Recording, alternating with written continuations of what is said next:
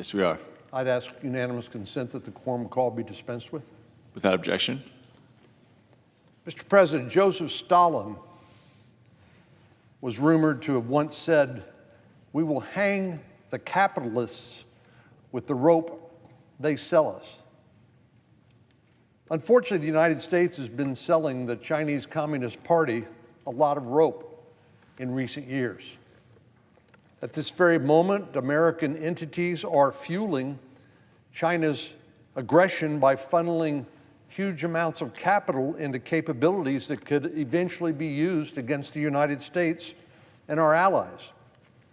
From advanced semiconductors to quantum computing to artificial intelligence, it's high time that the United States become serious about limiting the flow of US dollars into the arsenal of our biggest strategic adversary.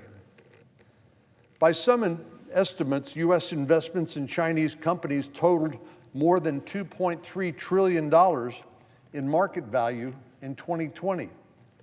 That's American investments in Chinese companies, $2.3 trillion in market value at the end of 2020.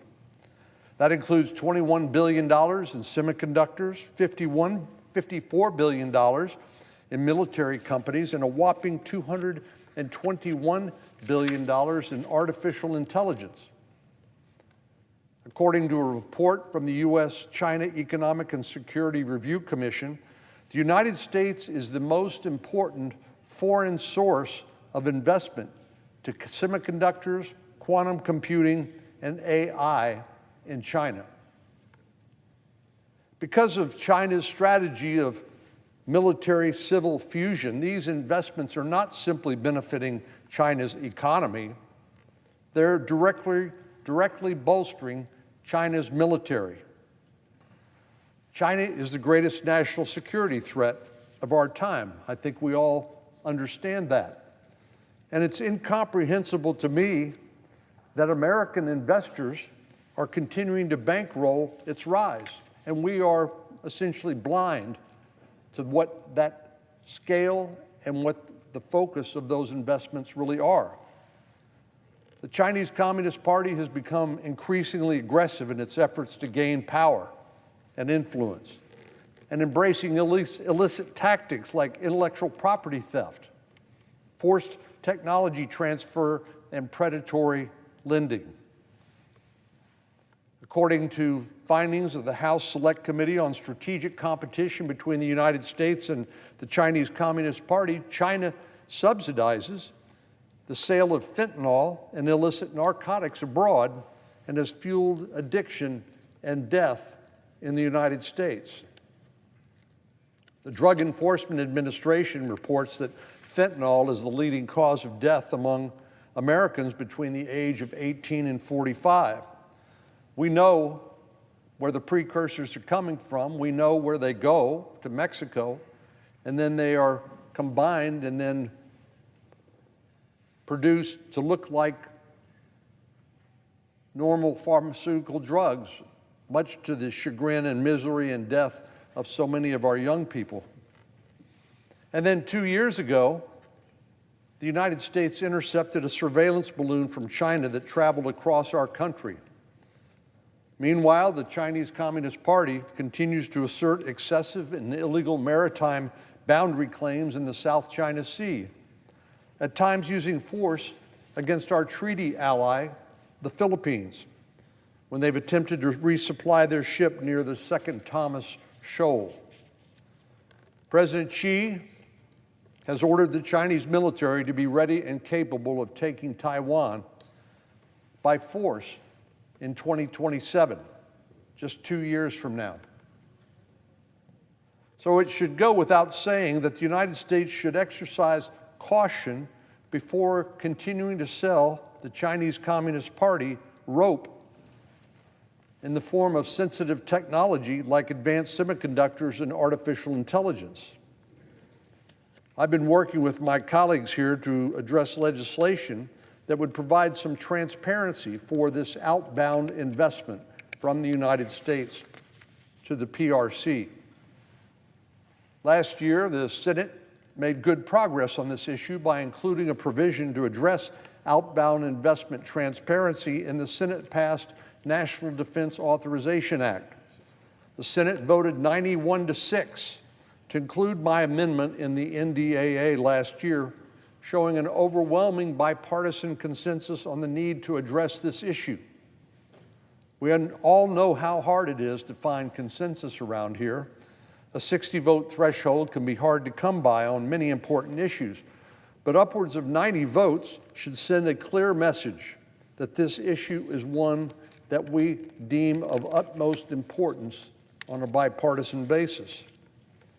We all are acutely aware of our competition with China and our need to counter some of China's aggression, including prohibitions on certain outbound investments are a critical step to that end. I must say we've had some great partners in the House. I want to thank in particular John Molinar, chair of the Senate's Select Committee on Chinese Communist Party in the House, Congressman Michael McCaul, chair of the Foreign Relations Committee, and the Speaker of the House, Mike Johnson, who have all contributed to our efforts to advance this issue. But this isn't where the story ends. The Senate has, or had, another opportunity to include these provisions in the Defense Authorization Act this year. But House Minority Leader Hakeem Jeffries chose to block these provisions. One person is standing in the way. It is simply unconscionable that anyone who claims to care about the China threat would be opposed to outbound investment transparency.